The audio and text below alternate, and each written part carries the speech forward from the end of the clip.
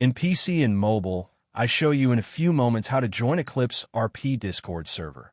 For this, we will start with the way in PC, since we are here, and then I will explain you how we could do it also in mobiles. To do this, click on the Discover icon that we can see in the lower left corner of our application. Now click on Servers and go to the search box that you will see in the upper right corner and type Eclipse Roleplay.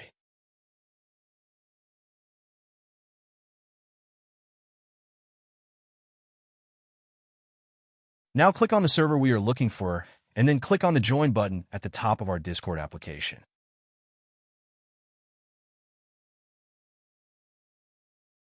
Congratulations, you are already inside the Discord server on PC. On mobiles, it is quite likely that you cannot do this same process as it does not usually show the option to discover. That's why I'll leave a link to access to this server in the description of this video. Simply access the description and click on it, and thereby automatically access the Discord server without doing anything else.